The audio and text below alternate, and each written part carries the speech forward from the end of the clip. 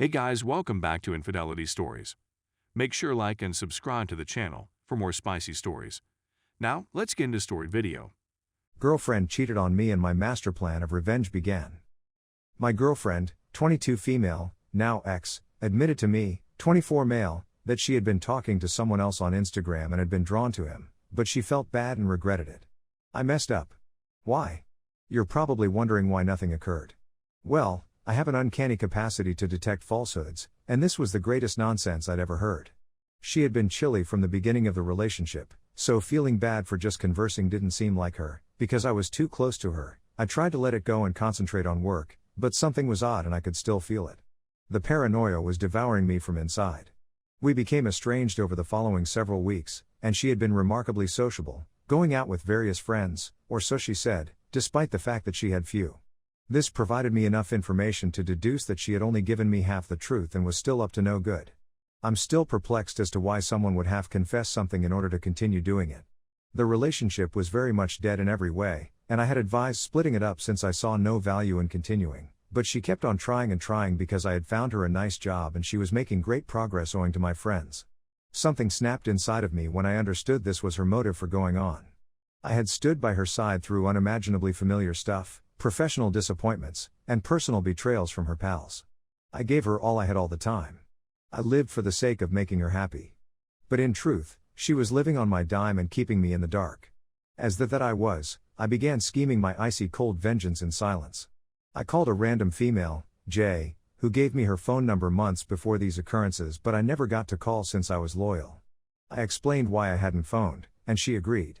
We barely flirted on our first date, but she shocked me with a kiss at the conclusion. It made me feel uncomfortable and guilty.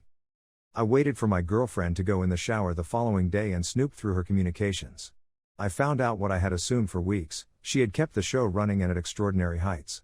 Going out numerous times per week, exchanging photographs, often, and even at times when I was with her. Copying related texts she sent me when we first met. Even posing for him in the clothing that my folks had given her for Christmas. My guilt was thrown out the window. I managed to keep myself from panicking out and exposing her. This gave me all the bravery and blind wrath I needed, so I contacted Jay again that night and carried it out in the most spectacularly rage-fueled manner I could think. I kept this up for the following 2 months or so, having sex with Jay as often as I could and as much as I could while still acting like a regular boyfriend.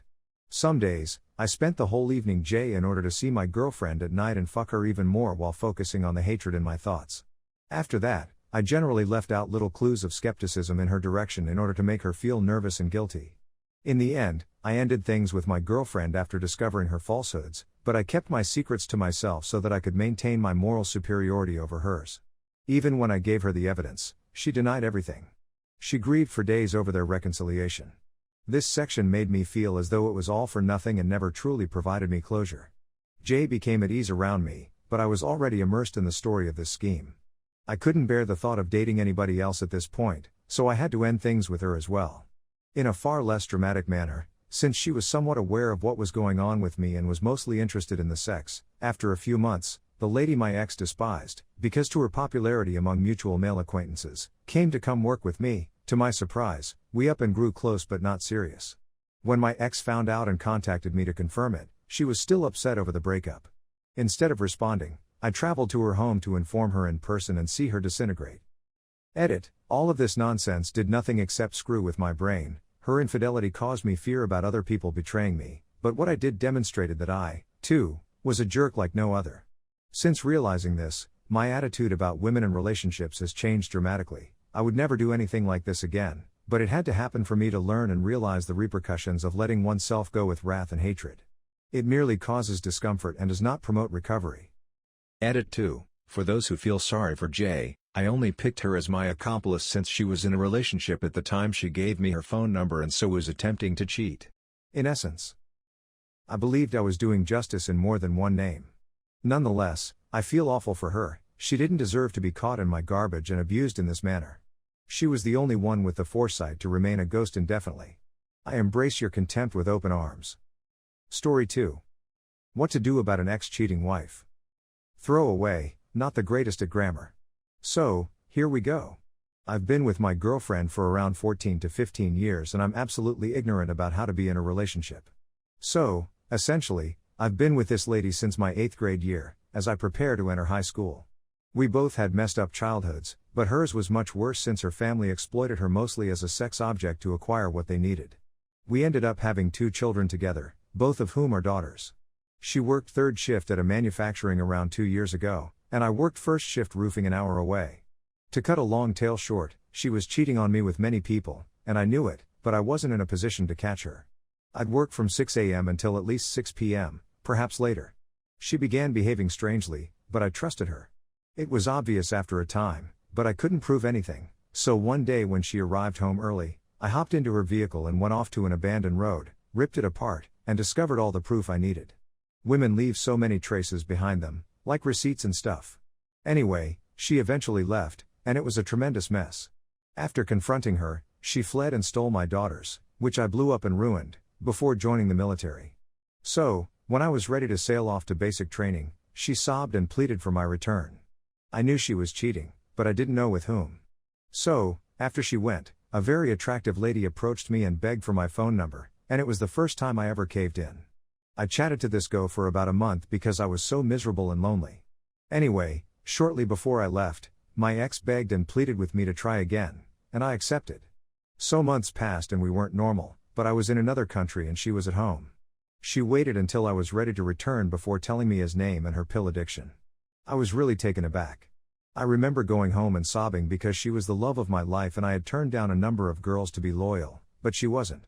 To cut a long tale short, I freaked out after basic training. I've destroyed everything that matters to me and can't bear seeing her in the eyes. She's a better lady now, and she continually tells me that if I weren't here, she'd rather be dead, and she finally told me about her childhood, parents, and everything. It's all way too much for me to write. So, to summarize, she cheated on me with 2 men for over a year, and I'm so screwed up today. I'm not sure what to do or how to behave. To be honest, I was enraged and wanted to exact my vengeance on her, so I went to that fat posse's home. I was going to murder the guy who had contributed to the disintegration of my family. It's been a year since I blew up, went to prison, terrified the guy's wife, and lost my kids' privileges. She's been living with my grandma for almost a year, and from what I've heard, she's really trying to keep me, but I'm sad and lonely. I'm exhausted, and she triumphs. Every night, I simply want to hurt others, including myself, and it stinks. My family can sleep, but I can't. I haven't slept well in approximately 3 years. It's all a little much. I'm sorry for the rage. I'm a freaking downer. I'm furious, I have post-traumatic stress disorder, I don't sleep, and when I do, I wake up in a panic, ready to murder. Please, God, assist me. I have nothing to lose if I depart. I'll have nothing but hatred if I don't have children, a spouse, or friends. I'm not going to pursue a job if I believe it's meaningless. He apologized and attempted to deny everything since he now had a child, but I knew better. She is also not the greatest at speaking the truth, and she continues to lie about it. I can sense it. But he refuses to tell me the truth. She has evolved. She's better than ever and, to be honest, she kisses the earth I walk on. But on the inside, I want to put on a suicide vest and take out his whole life. I'm conflicted. When I returned home following 6 months of training, doctors laughed at me and shrugged it aside. I informed him and demonstrated with my hands that I intended to strangle someone to death. Now I'm facing strangling accusations, among other things. I'll confess she was the greatest mistake I've ever made, but I didn't grow up in a family. That's everything I've ever desired, and I still can't believe it. It's been years, yet I'm still reliving everything. I can feel the agony and adrenaline from all the nonsense as if it were occurring to me right now. I'm furious.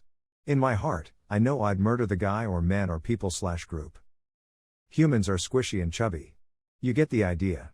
Guns/knives/bombs/poison/arrows/blades/mantraps, etc. If I wanted to injure the person, I'd simply build a lovely flash powder gift with tons of shrapnel delivered right to the front door out of common household things. Nobody would be the wiser, but I can see my daughters now, and that makes me feel better.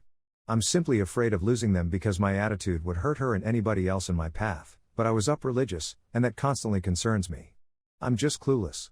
I understand forgiveness and all that, but I'm done with religion and people. I'm feeling powerless and despondent. I can already taste the vengeance.